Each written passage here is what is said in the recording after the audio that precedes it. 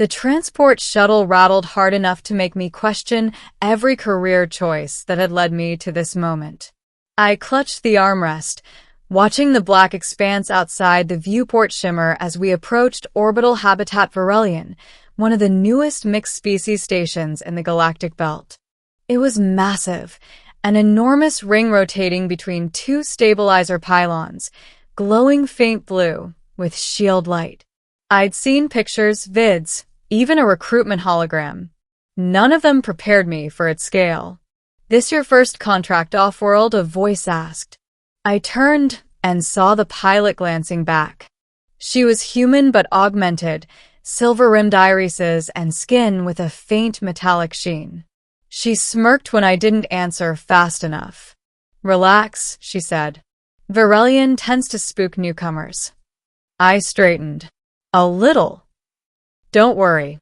Nothing dangerous there." "Well," she shrugged. "Depends what bothers you." I frowned. "What do you mean?" "You'll see." The shuttle clamped to the outer docking arm, the doors hissed open, and a wave of warm, oxygen-rich air washed over me. The station's interior gleamed with smooth black alloy and ambient golden lighting. Strange, musical chimes echoed faintly, some kind of calming acoustic tech. I stepped out with my duffel bag and barely walked 10 meters before I noticed it. Eyes. Everywhere. Mainly from alien women. Some tall, some short, some armored, some wrapped in glowing fabrics. Some with horns, some with fur, some with mirrored eyes, some with shimmering skin that looked like diamond dust. And they were all staring at me. Not a casual glance. Direct. Intense. Curious. A few whispered to each other in languages I didn't understand. What the hell?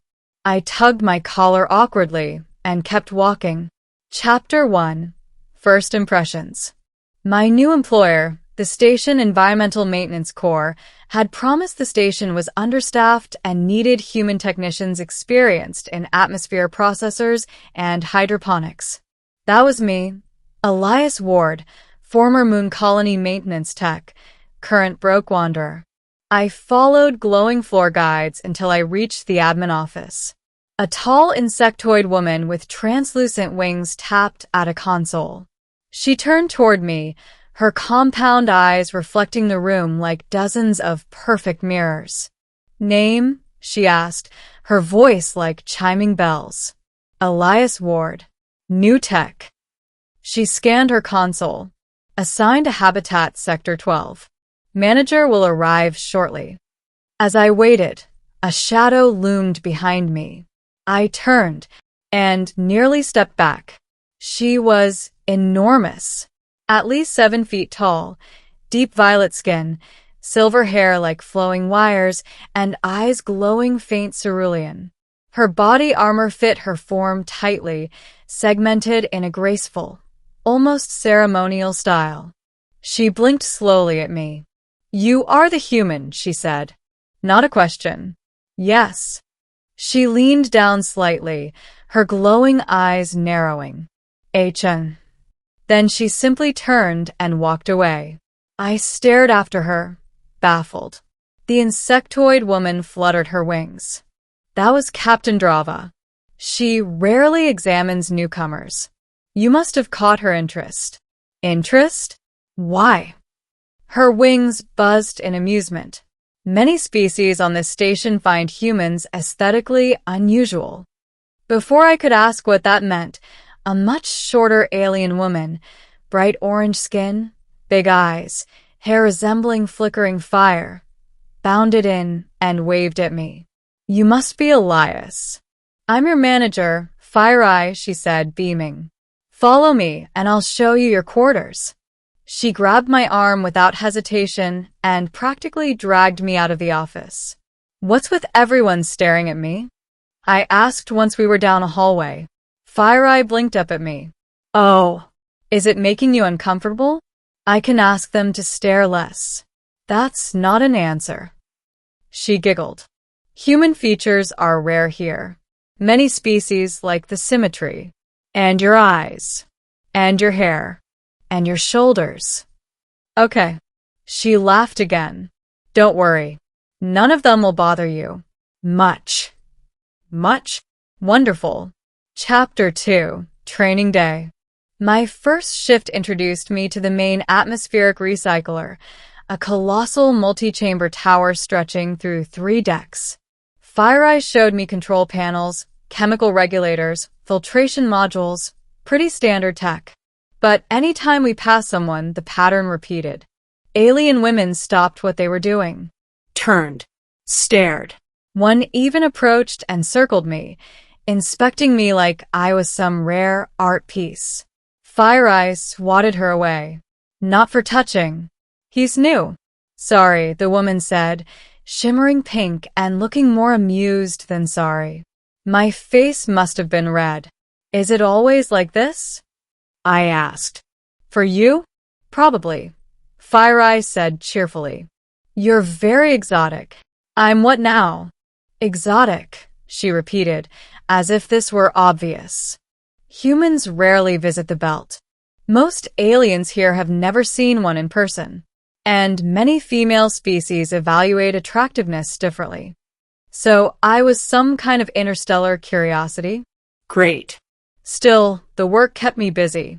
By the end of the shift, I was exhausted but satisfied. Until I got to my quarters and found someone waiting outside my door. Captain Drava. Again. She stood perfectly still, arms crossed, her armor glowing faintly. You are alone, she said. Yes. She stepped closer. Good. That did not calm me. She lowered her voice. I require an evaluation. Of what? She hesitated. It was the first time I saw her look uncertain. Of my appearance, she said. I blinked. What? Many females speak of the human. I must know if I possess qualities humans deem acceptable. You're asking me if you're attractive? She stiffened. Is that the correct term? Pretty much. She exhaled sharply. Then yes. My heart thumped. I had no idea how to navigate this without accidentally starting an interspecies diplomatic incident. Well, you're intimidating, I admitted. She leaned in. Not acceptable? No. Not in a bad way, I said quickly. Just powerful. Strong. Confident. Her eyes glowed brighter. These are favorable traits. For many humans, yeah. She stared at me for several long seconds, then nodded once. Thank you, Elias Ward. She turned to leave, then paused. I may return for further evaluation. And she walked away. I groaned aloud. What is my life right now? Chapter 3, Accidents and Attention. The next week was chaos. Not because of the job. The job was fine. Because of the attention. Alien women of every species seemed to appear around every corner. In the hydroponic gardens, a scaled woman with luminescent frills tried to gift me flowers, ones that FireEye quickly threw into an incinerator. These are mating blossoms, she scolded. In the cafeteria, a trio of fox-eared women argued over who would get to sit beside me, their tails puffing aggressively. In the lift, a 6-armed woman accidentally crowded me so tightly I had to practically flatten myself against the wall. Even the holographic assistant in the hallway seemed to brighten whenever I walked by. Things escalated during a repair job in subsector 12. A coolant valve had jammed, causing a pressure buildup. FireEye sent me alone, insisting it was basic work. I crouched beside the machinery, wrench in hand, when a voice echoed behind me. Human. I turned slowly. It was Drava, of course. She crossed her arms, watching me with something like annoyance or concentration. You avoided me, she said flatly. I didn't. I've just been busy. She stepped closer. Others pursue you. Pursue. Yes. The scaled one. The fox-tailed ones. Even the holographic intelligence. Her eyes narrowed. Unacceptable. I tightened the last bolt. Why? Does it bother you? She said nothing for a long moment. Then, yes. My tool slipped. Why? Her chest rose and fell deeply. Because I have chosen. Chosen what? You. My brain nearly shut down. And me? Why? You evaluate me favorably. You are intelligent. Capable. You do not fear me. And you smell pleasant. I what?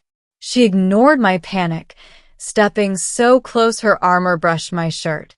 If you accept, I will declare intent formally. Declare intent? What does that mean? Courtship. I nearly fainted.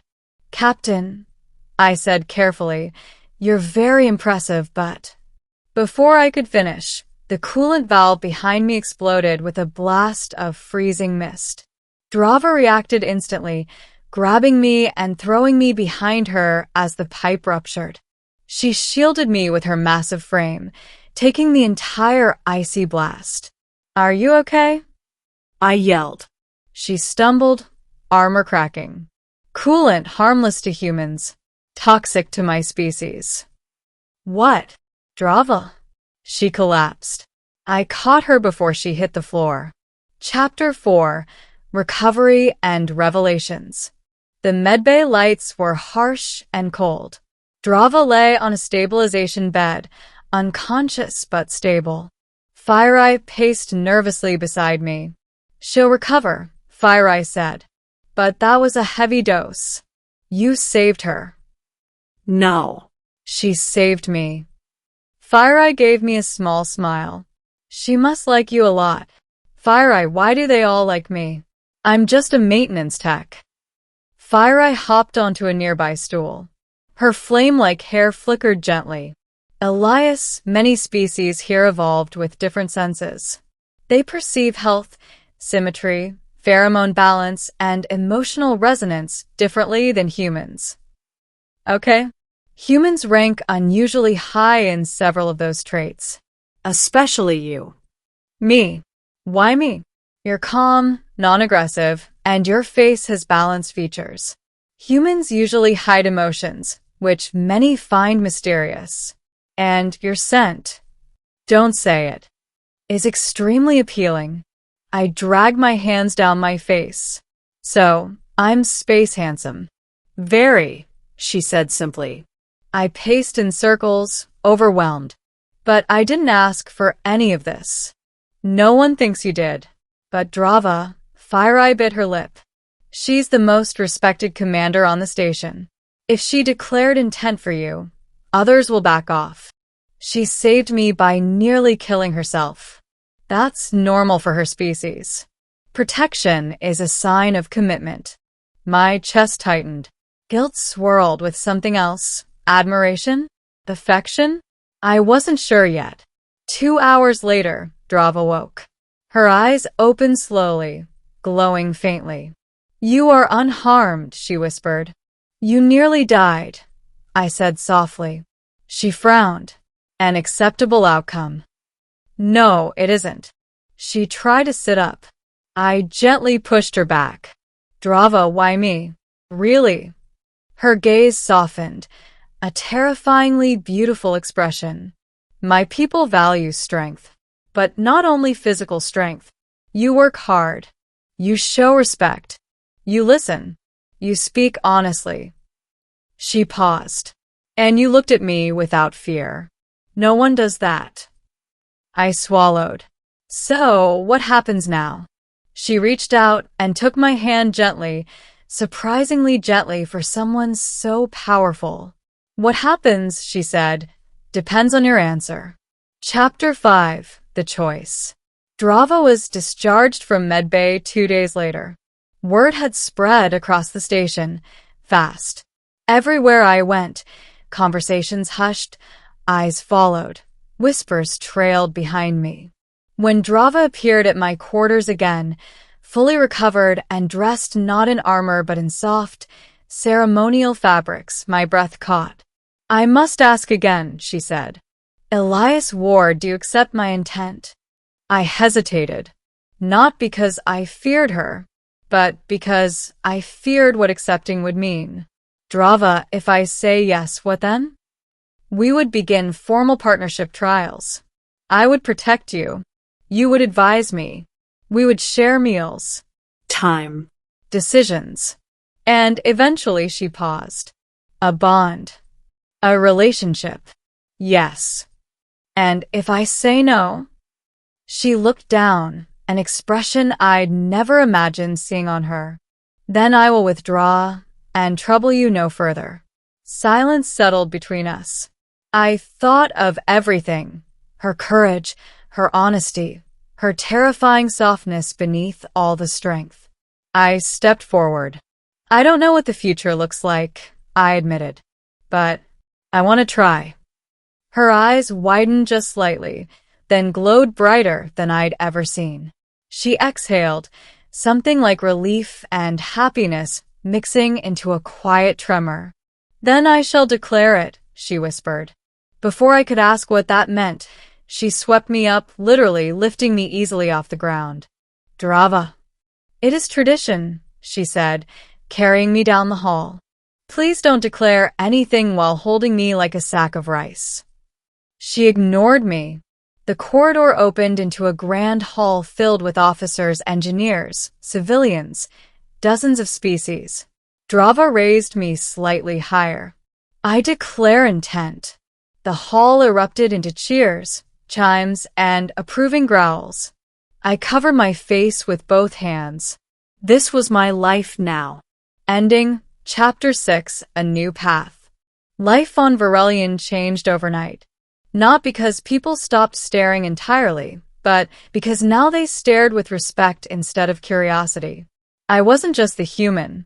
I was Drava's chosen human, which came with perks I never asked for.